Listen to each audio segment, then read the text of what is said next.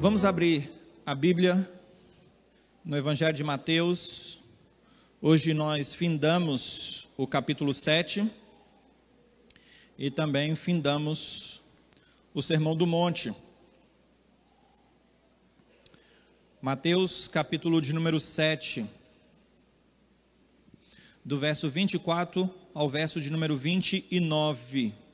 Aqueles que são assíduos nos nossos cultos sabem que nós estamos pregando expositivamente e sequencialmente no Evangelho de Mateus, e depois de um bom tempo estudando o Sermão do Monte, hoje nós findamos o capítulo 7, que também finda o Sermão do Monte. Eu vou proceder à leitura, os irmãos podem acompanhar a mesma atentamente aí na Bíblia de vocês. Diz assim, Mateus 7, do 24 ao 28. Todo aquele, pois, que ouve essas minhas palavras e as pratica, será comparado a um homem prudente que edificou a sua casa sobre a rocha. E caiu a chuva, transbordaram os rios, sopraram os ventos, e deram com ímpeto contra aquela casa, que não caiu, porque fora edificada sobre a rocha. E todo aquele que ouve essas minhas palavras e não as pratica, será comparado a um homem insensato, que edificou a sua casa sobre a areia. E caiu a chuva, transbordaram os rios, sopraram os ventos, e deram com ímpeto contra aquela casa, e ela desabou, sendo grande a sua ruína.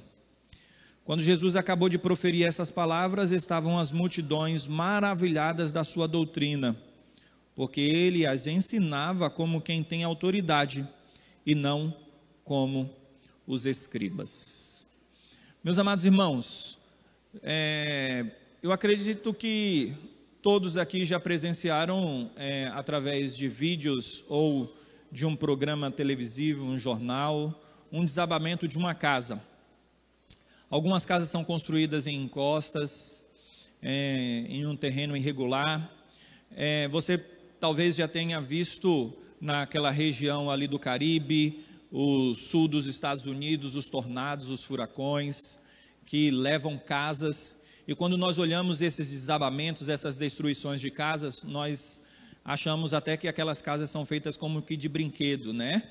Porque são levadas por ventos, são aí destroçadas por inteiras. E quando nós observamos isso, nós ficamos estarrecidos, nós ficamos boquiabertos com tamanha destruição e tamanha ruína que advém dessas tragédias. Nós temos aqui no nosso texto uma ilustração, e também vemos como aconteceu no Rio de Janeiro, aquela chuva e rios que transbordam em muitas situações, encostas e tantas outras situações de destruição de casas. Quando nós olhamos para esse texto, nós encontramos exatamente a ideia aqui desse meu exórdio, a ideia da destruição de uma casa que partiu por alguns que não se atentaram para uma boa edificação de uma casa. É certo que nós temos uma ilustração diante de nós. O que Jesus fala é uma ilustração que é usado do comum, e na época de Jesus isso já acontecia, e então ele aplica a realidade espiritual. E nós não queremos nos deter aqui ao fato em si, mas o que o Senhor tinha em mente quando ele nos contou essa parábola, esse ensinamento, essa ilustração.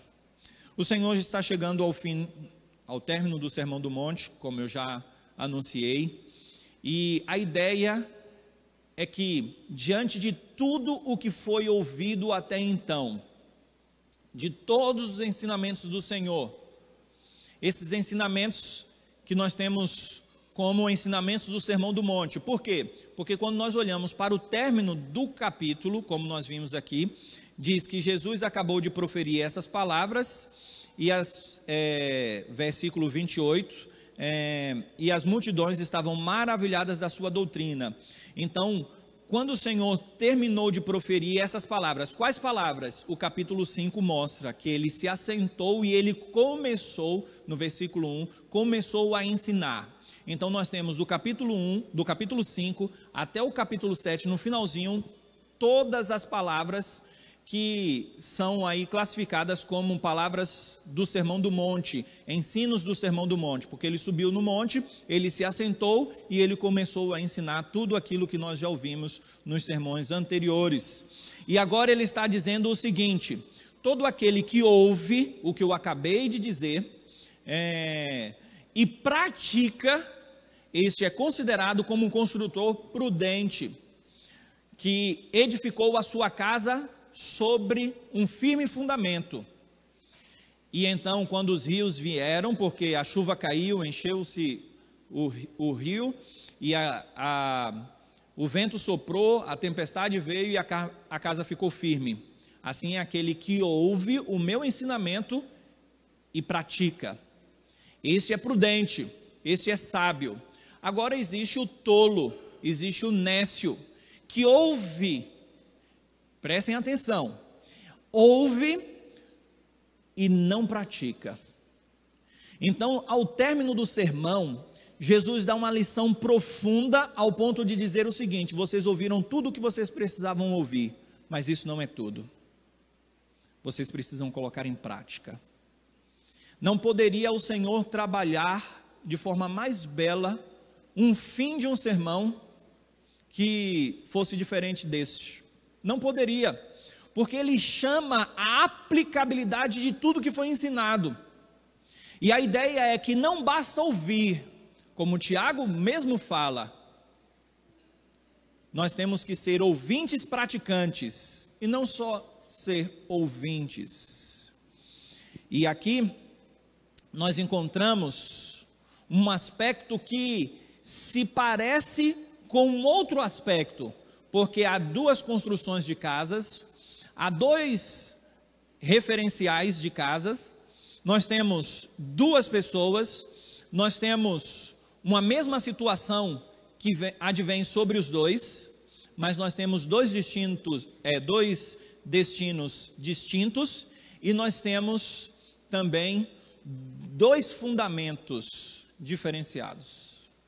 Portanto, a questão toda está em Deus, que é o firme fundamento. A questão toda está no fundamento da nossa vida, e não propriamente na nossa vida. E é pensando nesse aspecto que nós podemos perceber que no final das contas nós temos simplesmente dois destinos, não temos mais do que dois: ou de destruição ou de permanência. Jesus então conclui dizendo que nós precisamos praticar tudo o que ele ensinou. E fazendo como que uma recapitulação do que nós aprendemos ao longo do Sermão do Monte, o Senhor Jesus está dizendo o seguinte: que é tolice aquele que ouviu tudo o que foi ensinado, e o que pode ser considerado com esse tudo, com base no Sermão do Monte, que aquele que acalenta no coração o ídolo da autoimagem, porque ele ora com a intenção de ser notado pelos outros, aquele que coloca o seu coração na riqueza, em mamon, aquele que vive uma vida ansiosa, porque nós estudamos, não andeis ansiosos, aquele que fica preocupado excessivamente com os cuidados deste mundo, com o que beber, com o que comer, com o que vestir, esses que agem assim são tolos. Aqueles que ficam julgando o outro, aqueles que são levados pelos falsos profetas, aqueles que passam pela porta larga, aqueles que olham para uma mulher com um pensamento impuro, aqueles que juram falsamente, aqueles que não perdoam o irmão, que têm ódio no coração, estes que sabem que isso é errado, porque ouviram do Senhor, e ainda assim continua na prática desses atos, são tolos. É interessante essa dinâmica do Senhor, porque não é por falta de conhecimento, é por falta de prática. Alguns até dizem, esse ensinamento é duro para se colocar em prática, e pode até ser. As pessoas têm dificuldade de aceitar, mas não porque não entendem, mas porque não colocam em prática, não querem abrir mão do ego e do orgulho do coração. Mas o sábio, considerado pelo Senhor, com base no resumo do Sermão do Monte também, é aquele que é misericordioso, é aquele que tem fome e sede de justiça, é aquele que é pacificador, é aquele que não odeia o seu irmão, é aquele que busca em primeiro lugar o reino de Deus, é aquele que pratica as bem-aventuranças de forma que venha a agradar ao Senhor. Portanto, nós temos o aspecto positivo e o aspecto negativo de uma prática e de uma não prática. O que vai definir o tolo do sábio é exatamente a praticidade do ensinamento. Andar de acordo com aquilo que se ouviu. E é pensando nessas situações e nesses tópicos que nós estudamos à luz do Sermão do Monte, que nós vamos ser relembrados pelo Senhor de que não adianta somente ouvirmos, precisamos relembrar dia após dia o que ouvimos, para que nós venhamos colocar em prática e avaliarmos a nossa vida à luz do Sermão do Monte, para entendermos que não basta simplesmente conhecermos a palavra de Deus, nós temos que vivê-la. E é pensando nisso que nós vamos meditar sobre o seguinte tema hoje à noite: vivendo o ensino ajuizado que me deixa fundamentado. Aqui temos duas formas de viver: aqueles que ouvem e vivem de acordo com o que ouviu, e aqueles que ouvem e não praticam. A lição que eu já poderia trazer de imediato é que, como cristãos, nós estamos acostumados a ouvir sermões, nós estamos acostumados a conhecer a Bíblia. Tem pessoas que nasceram no lar cristão, já ouviram vários sermões, talvez você já tenha ouvido até uma pregação em cima desse texto, você já tem um conhecimento bíblico bem aprofundado, e alguns podem ser levados pela falsa crença, pela falsa esperança de que já conhece tudo, de que não precisa ter mais conhecimento quanto à questão da fé. Nós não estudamos a Bíblia simplesmente para conhecermos, mas para colocar em prática. Muitos ouvem muitos sermões, entendem, mas não vivem de acordo com o que foi ouvido. Nós não temos o Evangelho para admirarmos, nós temos o Evangelho para praticarmos, para confiarmos no Evangelho, para depositarmos a nossa confiança no Evangelho. Eu dou aula em alguns seminários, e isto é comum para aqueles que conhecem a Bíblia, e até mesmo para membros de igreja, pessoas que já foram treinadas e educadas no caminho da fé, têm um conhecimento doutrinário acurado.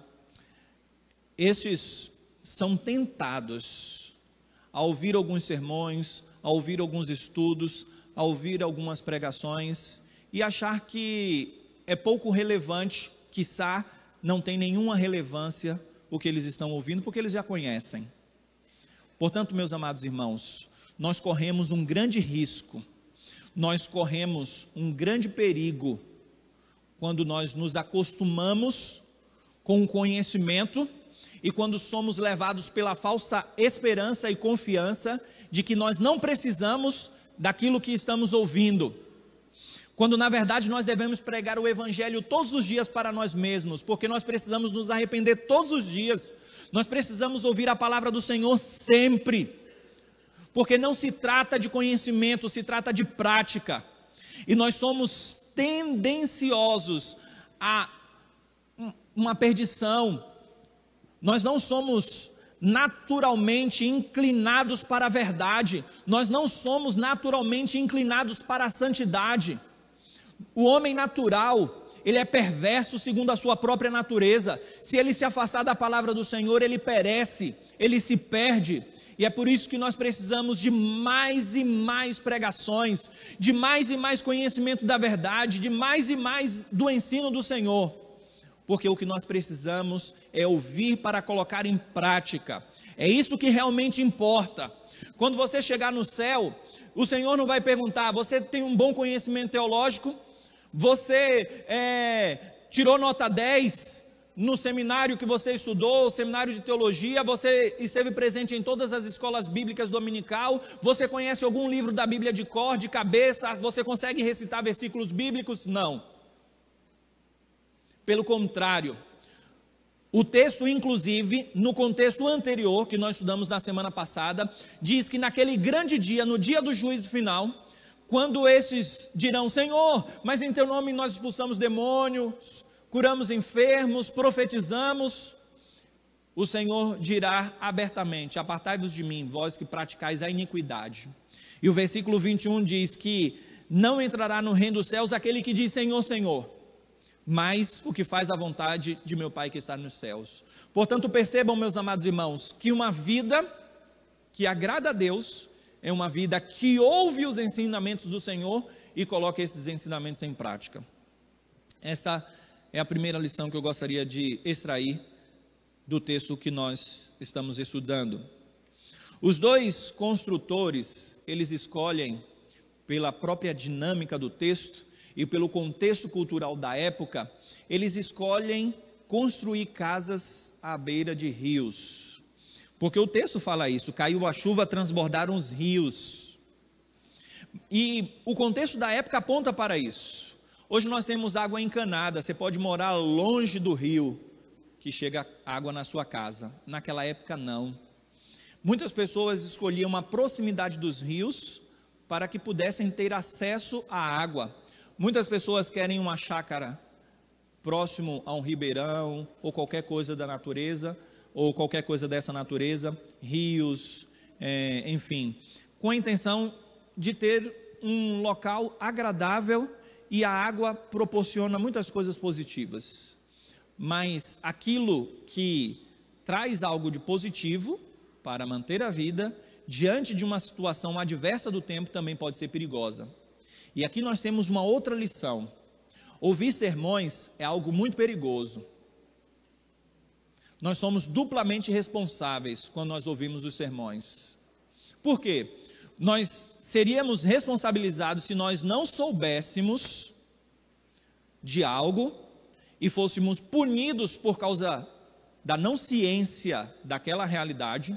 Vou exemplificar: se você descumprir uma lei de trânsito e um guarda chegar e falar bem assim: olha, eu vou lhe multar, você não vai poder alegar: eu desconhecia essa lei. Você não pode me multar. O desconhecimento não lhe desobriga da lei. Então uma pessoa que não sabe a palavra do Senhor não vai poder chegar naquele dia e falar bem assim: eu não sei, porque Deus imprimiu no coração do homem a lei, e no final das contas ele sabe que roubar é errado, que mentir é errado e tantas outras coisas mais. Só que ele se torna duplamente responsável quando ele ouve e não pratica, quando ele entende, dentro de um assentimento intelectual, ele entende tudo, mas ele não coloca em prática. E é por isso que ele é chamado de nécio, de tolo, de insensato, porque ele sabe e ainda assim ele resolve construir a casa em lugar perigoso. A dinâmica do texto é fantástica. Por quê? Porque não é por falta de conhecimento. A pessoa vem buscar a Deus, ouve do Senhor Deus, e ele corre um grande risco diante disso, porque ele está junto à fonte de água de vida, mas ao mesmo tempo ele está tão distante porque ele não pratica. E nós precisamos entender, meus amados irmãos, que ouvir é muito bom, e nós precisamos ouvir mesmo, porque a fé vem pelo ouvir, e o ouvir a pregação da palavra de Deus.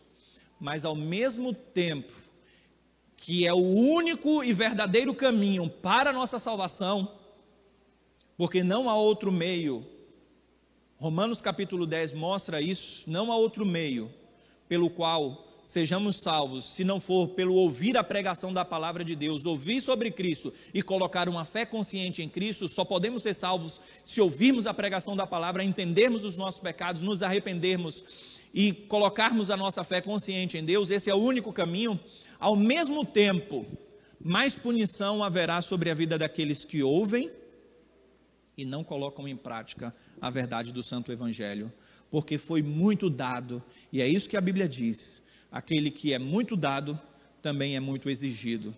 É por isso que os fariseus recebiam palavras duras de Jesus, porque estes tinham a lei do Senhor, esses conheciam a verdade do Senhor, e ainda assim andavam no sentido oposto da vontade de Deus. Quando pensamos em buscar as coisas dessa vida, nós não podemos dizer que é errado. Assim como construir uma casa perto do rio não era errado, mas era perigoso. Buscar as coisas dessa vida também é perigoso. Porque nós podemos nos acostumar com esta vida e querer demasiadamente as coisas dessa terra. E o próprio Sermão do Monte, como sendo a força motriz do texto, do Sermão do Monte, do ensinamento do Senhor, nós temos o capítulo 6, verso 33, que diz: buscai em primeiro lugar o reino de Deus e a sua justiça. E as outras coisas, as demais coisas que o Senhor havia falado, nos seriam acrescentadas. Isso não quer dizer que nós não devemos buscar as coisas dessa terra. Nós devemos buscar, mas não como algo prioritário, não como prioridade. Nós devemos buscar acima de tudo, ter sede do Senhor, fome do Senhor, buscar ao Senhor acima de tudo e de todos. O Evangelho é precioso demais e nós temos que dar valor aos ensinamentos do Senhor. Ainda pensando sobre essa questão da dinâmica do texto e da ilustração, nós podemos perceber que o que importa não é o tamanho da casa, não é o material que foi usado, não importa o quanto você trabalhou duro para construir a casa, nada disso é importante no texto. Não importa o tempo de permanência, quanto àquilo que foi construído, no caso aqui a casa, que é uma referência das nossas atividades, nada disso importa. O que importa é o fundamento. Isso é o que é mais importante. A ideia então é que aquilo que nós fazemos tem a sua importância e a sua relevância se nós fizermos tudo isso debaixo dos auspícios do Senhor. Se estivermos realizando todas essas tarefas com um alicerce que é a palavra de Deus, a prática dos mandamentos do Senhor. Nós precisamos, meus amados irmãos, entender que a diferença não é a casa, a diferença não é o construtor, a diferença é o fundamento. A diferença é o fundamento, porque o que vai fazer com que a casa permaneça de pé é exatamente o fundamento. Portanto, a casa dos tolos e a casa dos sábios podem ser iguais em aparência, em aspecto exterior, mas o que diferencia é algo que não é perceptível, é algo invisível, que é o alicerce, que é o fundamento. Duas questões significativas nós já podemos identificar aqui nessa parábola com base naquilo que nós estamos ouvindo. A primeira delas é que os homens empreendem os seus esforços na terra, o que é algo totalmente natural. Nós trabalhamos dia após dia, construindo algo. E isto, tanto o tolo quanto o sábio, os dois estão fazendo a mesma coisa. E essa implicação de construção traz a ideia de que nós realizamos atividades nesta terra e todas essas atividades são como construções, são os nossos empreendimentos. Tudo aquilo que você faz, você acorda durante a manhã, você vai criar seus filhos, educar seus filhos, você vai trabalhar, você vai estudar, todo o seu empreendimento humano é uma construção, é a construção da sua vida. E a segunda implicação é que sobre a sua casa é certo que chegará o tempo da provação, da tempestade, da luta e da adversidade. É certo que isso vai acontecer.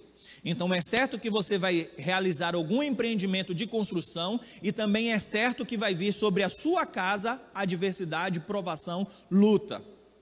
Não há como escapar dessas duas realidades. Esse é um aspecto inexorável. Não há como você fugir e escapar desses dois aspectos. Se você vive, você tem empreendimentos humanos. Você realiza alguma atividade, você está construindo a sua casa. E se você vive, você também vai passar por tribulação. Não há como fugir da tribulação.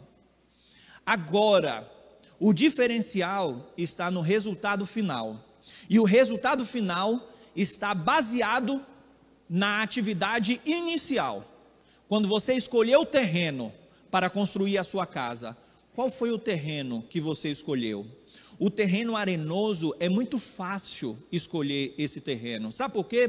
Porque qualquer um, você não vai simplesmente encontrar um alicerce seguro por acaso. Não, deixa eu fechar aqui, apontei ali, pronto, encontrei um terreno, vou construir ali.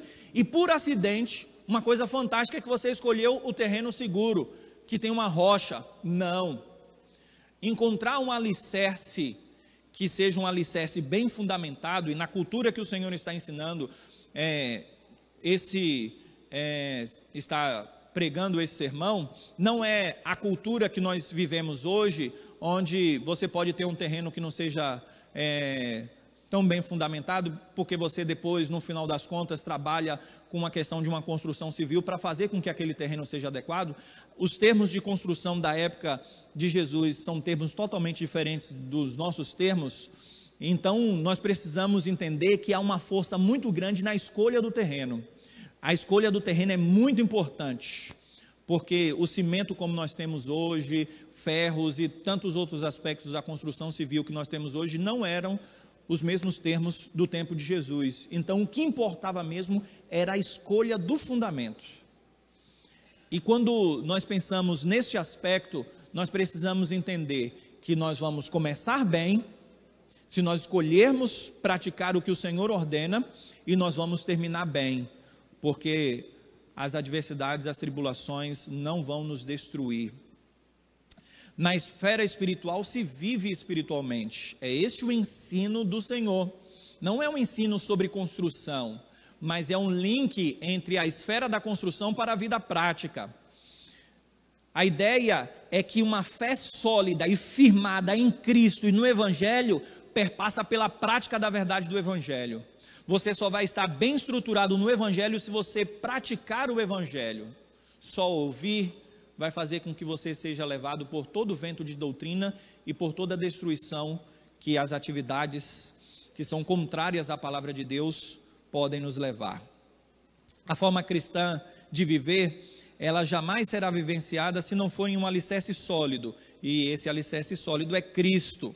Portanto, nós precisamos lembrar que os fariseus e os escribas, eles tinham a lei do Senhor, e Jesus está falando especificamente para esses também, porque o próprio Senhor Jesus diz no Sermão do Monte que nós devemos ter uma prática que excede em muito a dos fariseus e a dos escribas, e ele ainda diz: ouviste o que foi dito, eu porém vos digo. E quando ele diz ouviste o que foi dito, era exatamente um ensinamento dos fariseus e dos escribas. Então eles tinham a lei do Senhor, eles buscavam a lei do Senhor, mas eles não olharam para Cristo como um Salvador. Portanto, nós temos a firmeza da fé em Cristo e em Cristo somente. Lembremos-nos que os fariseus viviam uma religiosidade aparente como se fossem de Deus, mas não eram.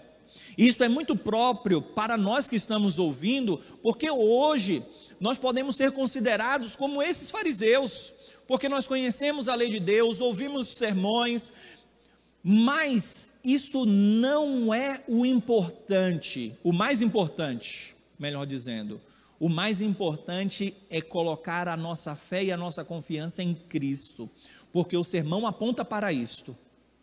O sermão não encerra essa realidade em nossas vidas, não faz com que Cristo seja tudo para você, mas o sermão aponta para a realidade de que Cristo precisa ser tudo em você.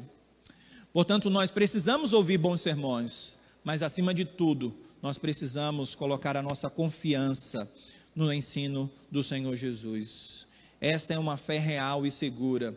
Aonde estiver a palavra de Cristo, que lá estejamos nós também, porque Cristo e o ensinamento de Cristo é que vai fazer com que a nossa fé seja sustentada. E é por isso que as lutas, as adversidades, as perseguições, elas virão, mas nós estamos firmes porque Cristo é que nos dá essa firmeza. É isso que o ensino nos traz. Por outro lado, aquele coração cujo não estiver em Cristo,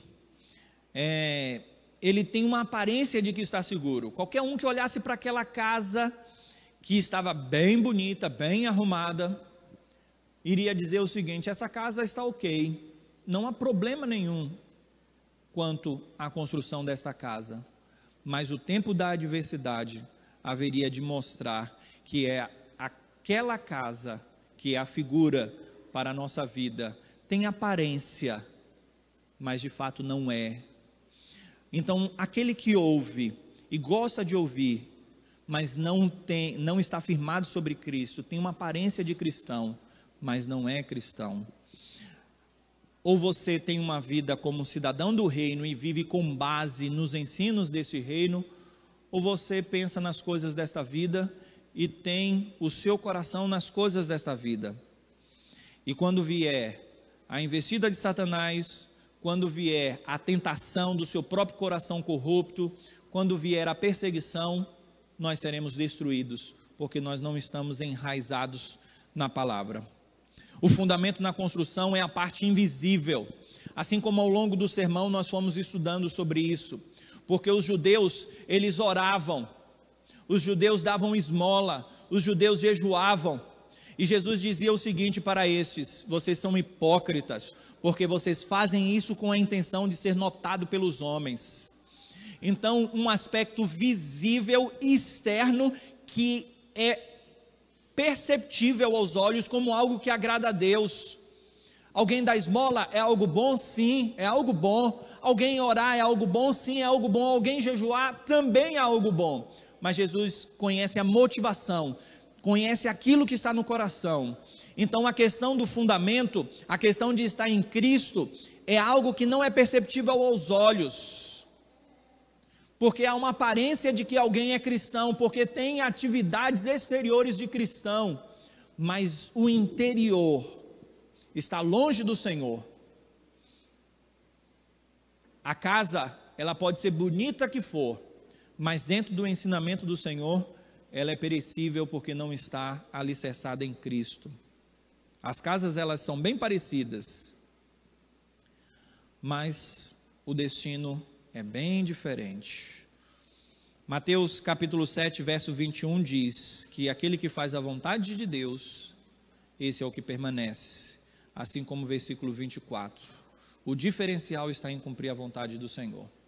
João Calvino disse o seguinte: a verdadeira piedade não se distingue totalmente de sua imitação, até que venham as provações. A ideia que ele está trabalhando é que alguém pode ser piedoso e o exterior da sua piedade é bem similar e bem parecida com a piedade de um falso. Ele é um falso piedoso e que não há como distinguir até que venha a provação, a adversidade. E o interessante é que ainda assim há uma possibilidade de que os dois se pareçam tanto, mesmo em meio à adversidade e à aprovação, ainda assim as duas casas podem parecer-se tanto, que alguém pode ser enganado quanto a isso dentro de uma forma perceptível. Mas o próprio contexto anterior aponta para a realidade da destruição da casa dentro de uma esfera escatológica. No tempo do fim se fará essa distinção. No tempo do fim, mesmo aqueles que dirão: Senhor, Senhor, nós fizemos isto, o Senhor há de classificá-los como tolos, como nécios. Portanto, não há como escapar da destruição final, que é a ruína total, como diz o finalzinho do verso 27, e grande será a sua ruína. grande será a sua ruína. A multidão, conforme o verso 28 e 29, já caminhando para o fim, estava extasiada, maravilhada com o ensino do Senhor, porque o Senhor falava com autoridade. Ele é a rocha, Ele é a própria autoridade. Ele não ensina com base em conceitos efêmeros, Ele não ensina com base naquilo que os fariseus diziam. Ele tem a verdade, Ele é a própria verdade. Enquanto o ensino dos escribas e dos fariseus perpassavam por aspectos exteriores, o Senhor ia no âmago do ensinamento e da vida cristã, de como deveria ser uma vida cristã. Enquanto os escribas eram falíveis em suas interpretações e aplicações, Jesus falava do que lhe era próprio, a perfeição eterna. E nós encontramos a antítese do Sermão do Monte, que é isso que aponta para a autoridade dele, porque ele dizia: ouviste o que foi dito pelos antigos, eu porém vos digo. É por isso que o texto termina dizendo que eles estavam maravilhados, porque o ensino dele era com autoridade, era diferente dos ensinos que eles já tinham, porque eles ouviam, a multidão acabava ouvindo ensinos repetitivos, enfadonhos, com base nos mestres antigos, interpretando leis e leis, pedaços da lei e aspectos do rigor da lei, de várias interpretações, mas muitos falaram isso no passado, Hilel falou isso, e muito se falava do que os outros diziam. Jesus tinha uma autoridade intrínseca ao seu ser. Ele não dizia, assim diz o Senhor, porque Ele era o próprio Senhor, Ele era a própria verdade, e o seu ensinamento era perfeito. Por isso que ao término do sermão, aquela multidão ficou extasiada, estarrecida. Como pode alguém ensinar com tanta autoridade, com tanta precisão? Mas, meus amados irmãos, nós entendemos que a multidão, ela não entendeu o verdadeiro significado do ensino. Maravilhada a multidão estava com o que estava ouvindo, mas a prática não caminhou nesse mesmo sentido. Se depois vocês observarem, os próprios textos que vão vir, ainda no capítulo 8, por exemplo, do verso 18 até o verso de número 22, o Senhor Jesus quer deixar a multidão, verso 18, vendo Jesus muita gente ao seu redor, ordenou que passassem para outra margem. E nesse contexto, duas pessoas falaram: Senhor, eu quero seguir ao Senhor. E Jesus, conhecendo o coração deles, reprovou os dois. Nós vamos pregar sobre isso um pouco mais adiante. Mas o que eu quero dizer é que esse texto do finalzinho, que fala da multidão, está em consonância com o ensino do Senhor dentro do contexto. Muitos são aqueles que passarão pela porta larga e pelo espaçoso caminho, lembram disso? E poucos são os que passarão pela porta estreita e pelo caminho apertado. Muitos ouvem e gostam de ouvir muitas coisas, mas não basta só ouvir, nós temos que praticar. Depois, quando nós sairmos daqui, por exemplo, será que nós vamos reverberar cada vez mais aquilo que nós ouvimos, meditar?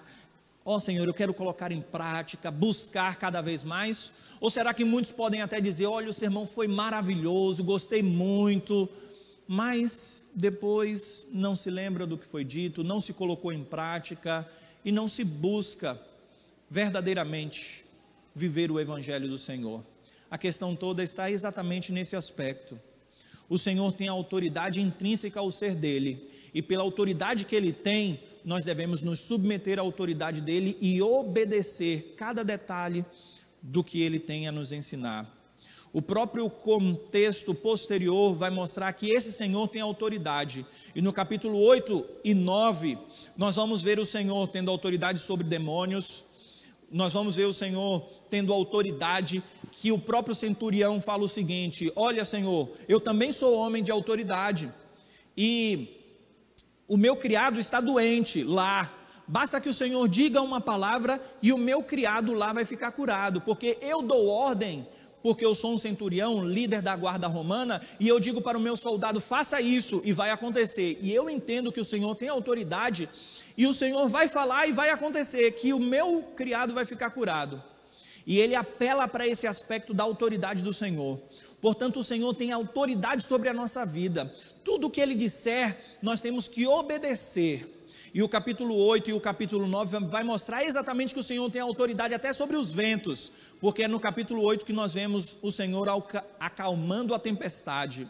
Então o ensino do Senhor deve ter autoridade sobre a nossa vida. A palavra de Deus é autoridade infalível, e nós precisamos obedecer a palavra do Senhor. Ela está acima de nós. Nós precisamos entender que ela é a verdade do próprio Deus, porque ela é o próprio Deus. E nós não devemos questionar. Muitos questionam a verdade da palavra do Senhor. Nós temos que aceitar e obedecer. O que o Senhor ordena e determina é o que é melhor para a nossa vida. Nós não podemos achar que é algo ruim, porque é algo magnífico e perfeito, e que vai nos dar segurança para que nós não sejamos destruídos no tempo do fim. Quando pensamos em todos esses aspectos, nós podemos entender que os sermões que nós ouvimos e que nós desejamos ouvir, em muitas situações, eles podem vir com uma retórica magnífica, uma eloquência que pode fazer com que a gente fique extasiado. Olha que sermão maravilhoso, que coisa fantástica que eu aprendi hoje.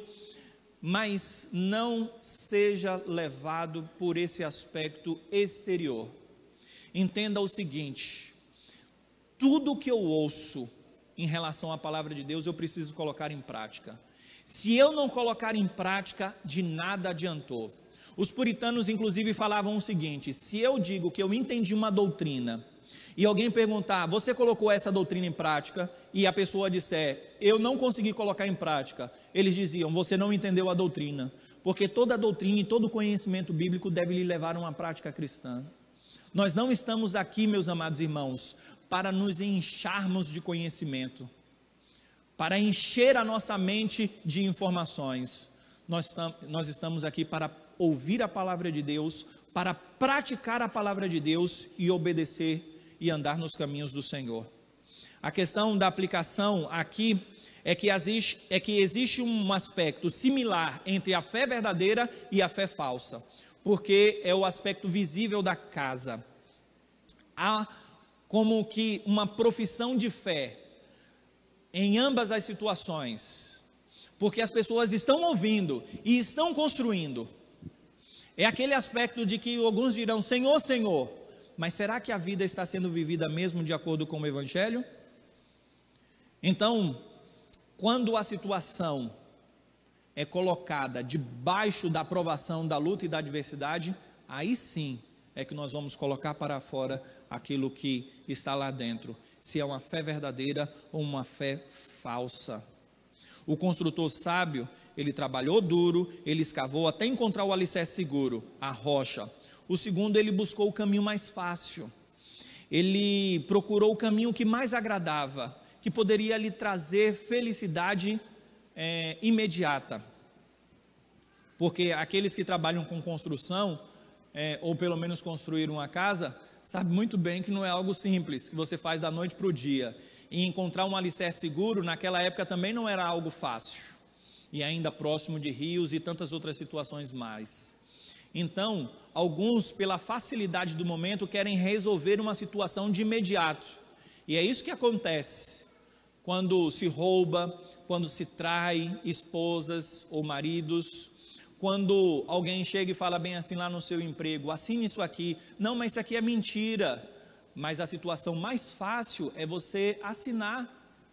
Quando nós encontramos um falso juramento, é muito mais fácil alguém chegar e lhe perguntar bem assim, olha, você vai lá hoje, e você não querendo, tudo isso que eu estou falando está dentro do contexto do Sermão do Monte, eu não estou colocando nenhuma aplicação que esteja fora do Sermão do Monte, e principalmente daquelas que o Senhor está acusando os fariseus, que é olhar para uma mulher com pensamento impuro, que é o jurar falsamente, a questão do ídolo do dinheiro.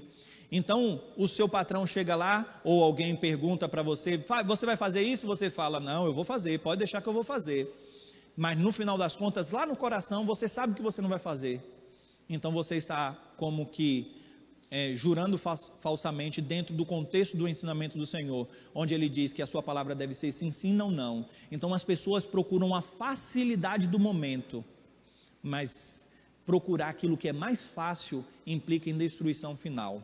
A ideia toda é que muitas pessoas não querem trilhar o árduo caminho da busca, mas essas querem a felicidade do momento. É muito mais fácil querer os prazeres rápidos do que os prazeres eternos, porque os prazeres eternos, eles vêm debaixo de muita luta e de muito sofrimento, mas como a expressão já diz, é uma felicidade eterna e completa, e é isso que nós precisamos entender. O maravilhar das multidões acerca do discurso de Jesus não era um compromisso do coração em seguir ao Senhor, mas que nós venhamos, portanto, então, ter um coração compromissado com a palavra de Deus. O Salmo de número 18, versículo 2, que nós lemos na nossa liturgia, fala o seguinte, vou repetir: o Senhor é a minha rocha, a minha cidadela, o meu libertador, o meu Deus, o meu rochedo em quem me refugio. A ideia do salmista é que ele tinha uma segurança em Deus, ele estava firmado no Senhor. Quando olhamos para Efésios capítulo 2, versículo 20, nós encontramos a seguinte expressão: Jesus é a pedra principal de esquina. E havia naquela cultura uma pedra que era chamada da pedra angular, a pedra que dava sustentação de toda a construção. E Jesus é apontado como esta pedra que dá fundamentação para toda a estrutura erigida e bem fundamentada. Nós precisamos entender, meus amados irmãos, que a nossa vida só estará bem fundamentada, bem solidificada, se ela for vivida em cima da palavra do Senhor, em cima de Cristo, o fundamento eterno. Vamos ficar em pé? Vamos orar findando. Magnífico Deus e gracioso Pai, agradecemos por esse tempo que passamos ouvindo o Sermão do Monte. Aqueles que estão aqui conosco, domingo após domingo, ouvindo essas mensagens, ouviram muito dos ensinamentos do Senhor. Assim como eu, ao preparar todos esses sermões, ao meditar em tudo que eu falei, oro não só pelos meus ouvintes, mas oro por mim também, que sou ouvinte da palavra do Senhor, porque antes de pregar a eles, eu prego a mim mesmo. E eu peço misericórdia, Senhor, porque eu entendo que a firmeza não está em nós mesmos, mas em Cristo, que é o fundamento eterno. E é por isso que queremos estar, ó Deus, erigidos no Senhor e na Tua palavra. E o estar, esse verbo, nesses termos, implica em continuidade. E é isso que verdadeiramente queremos, ó Deus. Portanto, sustenta-nos, ó Deus, conforme a Tua palavra diz, que aquele que está nas mãos do Senhor não pode de lá ser arrebatado. E que ao praticar a Tua palavra, nós queremos buscar mais ao Senhor, e fazendo isso, o Senhor nos sustenta mais e mais, porque a palavra do Senhor é a verdade do Senhor. Como o Senhor orando pelos discípulos, no Evangelho de João, no capítulo 17, versículo 17, o Senhor diz: Pai, santifica-os na verdade, a Tua palavra é a verdade. Que essa oração que fora feita pelos discípulos que ali estavam, a oração sacerdotal, que seja também a oração que nós fazemos hoje, ó Deus. Santifica-nos na verdade, a Tua palavra é a verdade, Deus. Que possamos entender que o discurso tem a sua validade, mas a praticidade é o que realmente importa. Que venhamos lembrar de tudo que aprendemos ao longo do Sermão do Monte, ao longo da nossa vida cristã, e que nós venhamos praticar a verdade do Evangelho. Essa é a minha oração, Deus, e faço a mesma em nome de Jesus. Agora, meus amados irmãos, ide em paz, e que a graça do nosso Senhor e Salvador Jesus Cristo, que o amor de Deus, o nosso eterno e maravilhoso Pai, que a consolação e a companhia do Divino Espírito Santo estejam com todos vocês, filhos do Senhor, praticantes da verdade, desde agora como para sempre. Amém.